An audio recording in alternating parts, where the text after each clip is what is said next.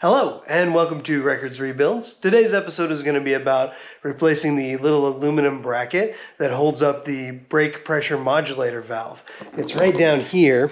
You can see right here. It's held up by this little aluminum bracket that you can see right under it. And mine was damaged, you know, when the car got in the wreck, when we hit the wall there. Everything got pushed back and straight into that. It just broke one of the prongs of that bracket off, so we had to fix it. So you can see just right here, there's a little tab on this metal bracket that's supposed to go around this grommet here. I've already taken the nuts off of it. And basically this whole bracket holding this valve up goes down right here and just bolts into the engine cradle down there. Those are 13mm bolts, and they are torqued to 20 pounds of pressure. So this is going to be a really easy job. We'll just get it taken care of real quick. Alright, so here's our new bracket. They had to ship it all the way from Michigan. It's just aluminum. It's very fragile. But yeah, it took like 9 days to get here because apparently nobody ever orders one of these. So. Alright, so first things first, we're going to pull these bolts out of here.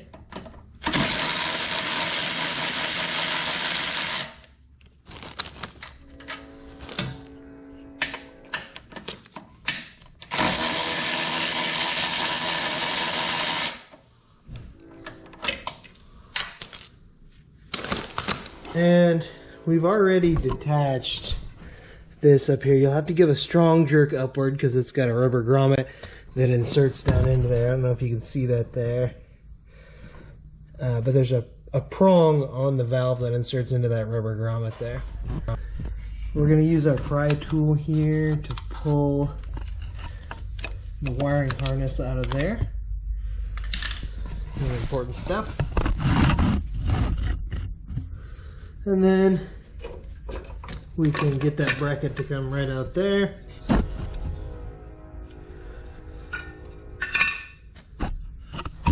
And we'll get the new bracket to go right in under it here.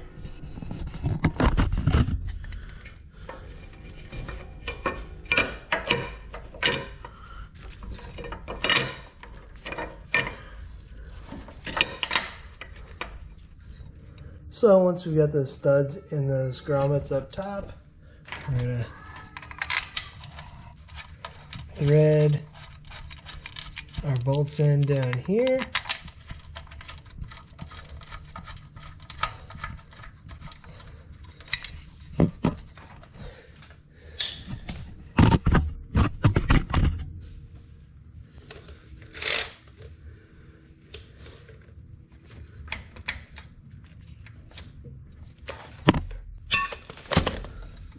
And I'm pretty sure, I don't know, I think we'll just let that sit where it does.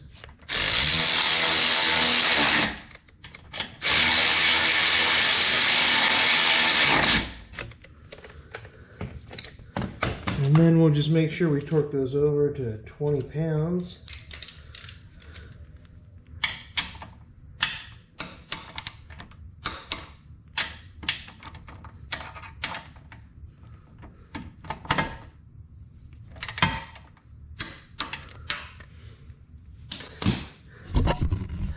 Then we'll plug our, well, this wiring harness is actually going to get changed out, but otherwise you'd plug your wiring harness into there, and then we've got to grab the nuts that attach the bracket itself. Okay, so I did make one error there. When we're putting this rubber grommet on that stud, I first put it on this way. But it actually goes this way. The small part of the grommet goes away from the valve. Alright, so as you can see there, we've got those nuts fastened there. We've got these bolts in down here. Everything's torqued down, and we've got that piece replaced. This was all that was wrong with this one. It's just got two prongs broken off like that. So, what's next? Well, we've got our fuse box here, and it has this little hole down here where it has cracked. So we're going to be replacing the fuse box. We've already taken the top half of it off, and these are the 6 connectors that go to the wiring harness, and then the fuse box goes down in there. So we'll get to work on that in just a second.